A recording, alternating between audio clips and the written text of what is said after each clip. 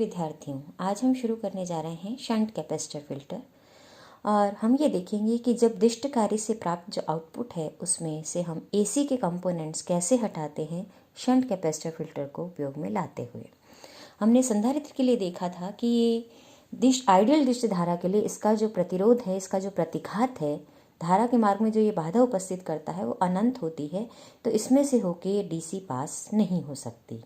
और एसी के लिए ये कम प्रतिबाधा उपस्थित करता है, कम प्रतिघात होता है इसका, इसलिए इसमें से एसी होके पास जा सकती है। तो चूंकि ये डीसी को रोकता है इसलिए इसको हमने श्रेणी क्रम में नहीं लगाया है, इसे हम लगाते हैं समांतर क्रम में। तो यहाँ से जब दिष्ट धारा आती है तो दिष्ट धारा चूंकि को ये इसमें से होके नहीं जा सकती है, क्योंकि ये इसके लिए डीसी के लिए इसकी प्रतिबाधा कितनी है, अनंत है, तो इसमें से डीसी होके नहीं जा सकती है। तो इसलिए डीसी सीधी कहाँ जाती है, लोड पे आ जाती है। और एसी इसमें से पास होती है, इसलिए एसी को ये बाईपास पाथ दे देता है और एसी इसमें से पास होकर किसमें जाती है, पुनः इनपुट पर चली जाती है और लोड पर कम से कम आती है। इस प्रकार से ये दिष्टकरण करता है। अब हम ये देखें कि हमारे पास ये पूर्ण तरंग दिष्टकारी हमने दिखाया है। तो इन दोनों डायोडों से दिष्टकरण होने के बाद मुझे बिंदु P पर दिष्ट धारा मिल रही है जिसमें एसी के कंपोनेंट हैं, और C जो है इसको फिल्टर करता है और एसी के कंपोनेंट्स को पुनः इनपुट में भेजने का प्रयास करता है।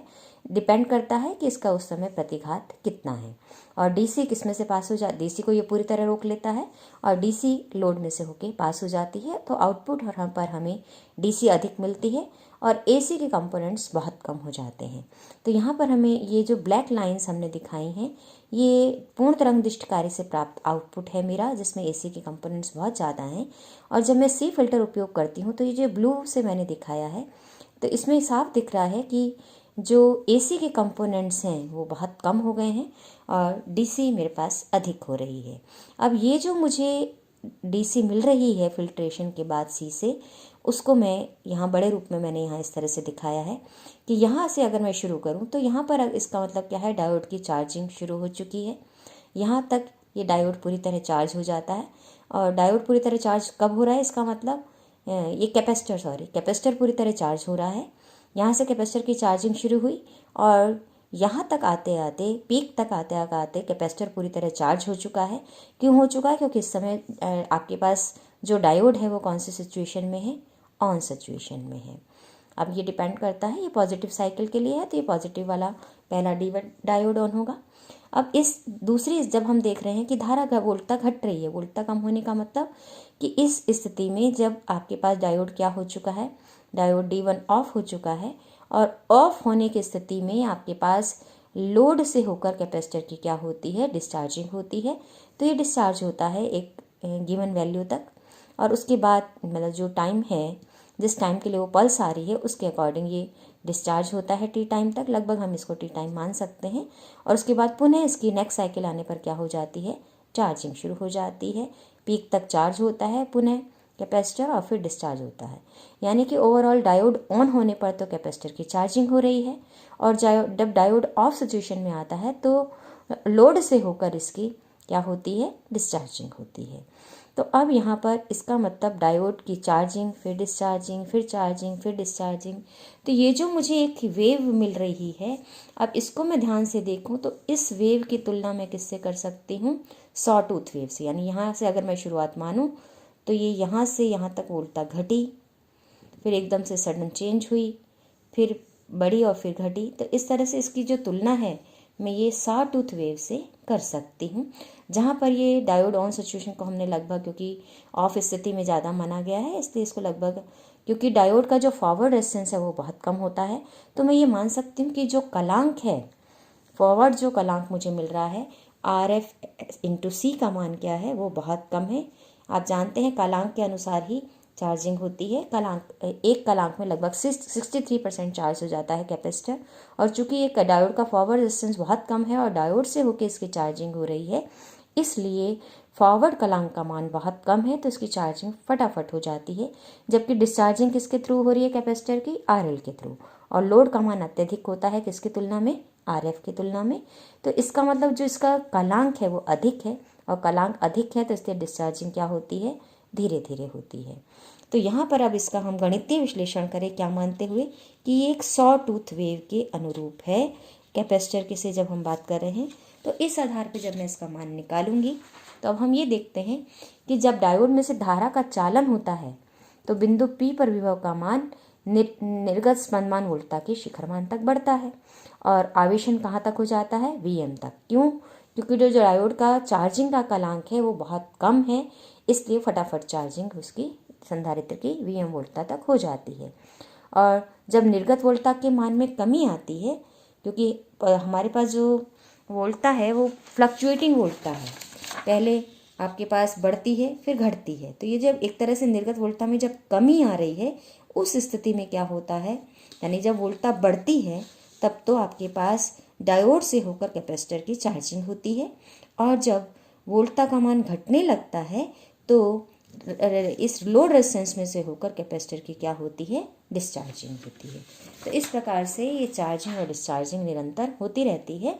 तो यहाँ पर अनावेशन के किसी समय अगर हम देखें तो t सेकेंड पश्चात संधारित्र पर जो विभव का मान होगा वो हम संधारित्र के फार्मूलों से जानते हैं। अनावेशन के समय किस प्रकार से दिया जाता है, v = Vm e⁻t/RLC, जहाँ RLC क्या है, टाइम कांस्टेंट है, जिसके आधार पर हम कहते हैं कि कैपेसिटर की चार्जिंग डिपेंड करेगी कि जल्दी होगी कि देर से होगी। चूँकि ये कालांक अत्यधिक है इसलिए डिस्चार्जिंग क्या होती है, धीरे धीरे होती है। तो हम RLC का मान चूँकि अधिक है इसलिए मैं इसको इस प्रकार से भी एक्सपोनेंशियल को लिख सकती हूँ कि v = Vm 1 - t/RLC। और दो क्रमागत शिखरों के मध्य जो समय अंतराल है वो एक टाइम पीरियड के बराबर होता है, एक आवर्तकाल t के बराबर होता है, इसलिए हम ये मान सकते हैं कि संधारित्र का पुनः आवेशन कितने समय बाद होता है, t समय बाद होता है। जैसा कि हमने अपने वक्र में भी दिखाया है कि यहाँ पर जो डायोड ऑफ की सिचुएशन है वो अधिक समय के लिए है, किसकी तुलना में, डायोड ऑन की समय की तुलना में, इसलिए इसको नेग्लेक्ट करते हुए हमने इस पूरे समय को क्या मान लिया है, एक आवर्तकाल की तुल्य मान लिया है। तो इसलिए हम क्या लिख सकते हैं कि आपके पास जो संधारित्र जब पुनः आवेशित होने लगता है तो उससे पहले, यानी कि निरावेशन पूरा होने के बाद, निरावेशन पूरा तो नहीं हम कह सकते, हम ये कह सकते हैं कि जब तक आपके पास निर्गत वोल्टता का मान में कमी आ रही थी उस समय तक जब संधारित्र का निरावेशन हो रहा था, उसके बाद पुनः जब वोल्टता बढ़ने लगती है तो पुनः आवेशन चालू होता है संधारित्र का। तो संधारित्र का जब पुनः आवेशन चालू होता है उस समय उस पर संधारित्र पर विभव कितना होगा कि v = Vm - VT/RLC के बराबर होगा। इसका मतलब जो लोड प्रतिरोध है उस पर जो वोल्टता है वो Vm और Vm - VT/RLC के मध्य बदलती है, और अगर ये उसके मध्य बदलती है तो हम, चूँकि हम इसकी तुलना किससे कर रहे थे, सॉ टूथ वेव से कर रहे थे, तो हम ये कह सकते हैं कि एवरेज वैल्यू जो अपीयर हो रही है, एवरेज लाइन अगर मैं निकालना चाहूँ वोल्टेज की, तो एवरेज लाइन किसके द्वारा दी जाएगी, हाफ Vm + Vm 1 - t/RLC के बराबर दी जाएगी।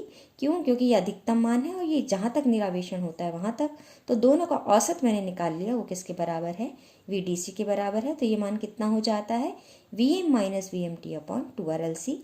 तो यहाँ पर इसको मैं मान सकती हूँ ये तो DC कंपोनेंट है, और इसको मैं मान सकती हूँ ये VAC के बराबर है।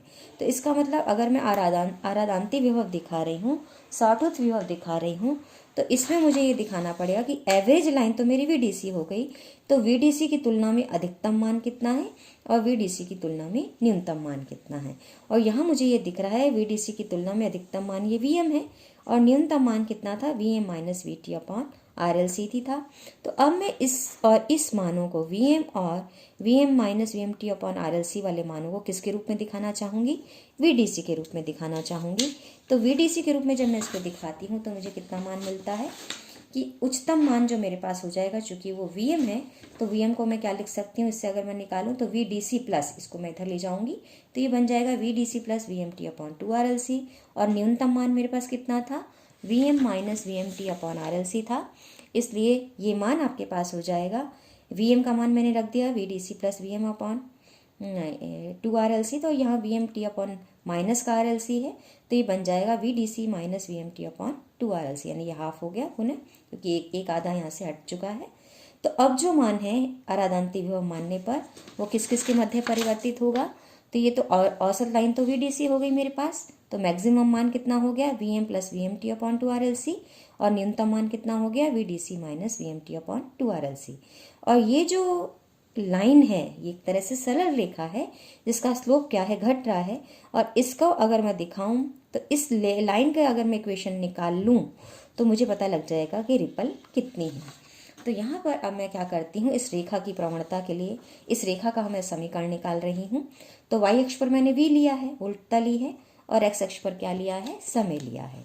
तो इसकी प्रवणता अगर मैं निकालूं तो क्या होगा कि मैक्सिमम मान कितना है वोल्टता का, मिनिमम मान कितना है, दोनों को जोड़ूं और जो समय अंतराल है उससे इसको भाग दे दूं तो औसत मान मुझे मिल जाएगा एक आवर्तकाल के लिए। तो एक आवर्तकाल के लिए जो इसकी आपके पास प्रवणता है मुझे वो क्या मिल रही है, क्योंकि यहाँ पर अगर मैं देखूँ तो स्लोप एक आवर्तकाल के लिए है, ये टी टाइम के लिए मैं एक सरल रेखा की बात कर रही हूँ।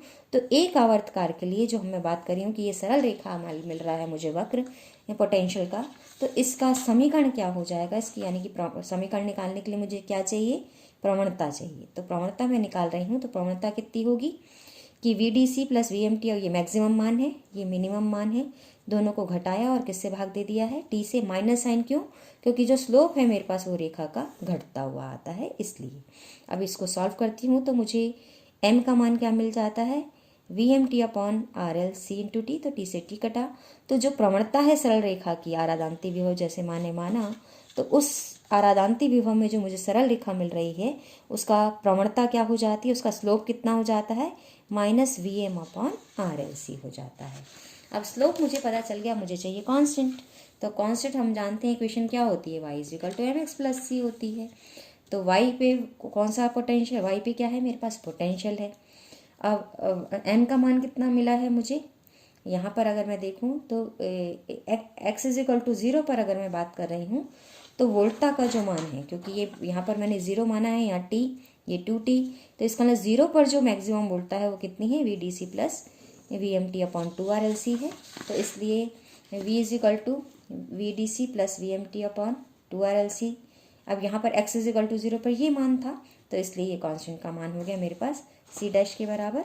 क्योंकि यहाँ पर अगर मैं देखूँ तो c डैश का मान, क्योंकि मेरे पास सरल रेखा की इक्वेशन क्या होती है, y is equal to M X plus C होती है, और मुझे c डैश का मान निकालना है तो x इज इक्वल टू 0 रखती हूँ तो y is equal to C dash हो जाता है। और y पे मैंने क्या लिया है, v, तो x इज इक्वल टू 0 पर यहाँ v कितना है, V D C plus V M T upon 2 RLC है, इसलिए सी डैश का मान मेरे को मिल जाता है। और सी डैश का मान किसके बराबर आ जाता है आपके पास, y के बराबर, या y यानी v के बराबर, और v का मान कितना है x इज इक्वल टू 0 पर V D C plus V M T upon 2 RLC है। तो y is equal to M X plus C में मेरे को अब सारे मान पता लग गए हैं। y की जगह मैंने v रख दिया है, m की जगह minus V M upon RLC, यानी स्लोप की जगह मैंने ये minus V M upon RLC रख दिया है, इंटू टी प्लस ये सी कॉन्स्टेंट मुझे जो मिला है उसका मान मैंने रख दिया। तो सरल रेखा की समीकरण मुझे आरादांती विभव में क्या मिल जाती है साटूथ वेव के लिए, कि v is equal to V D C.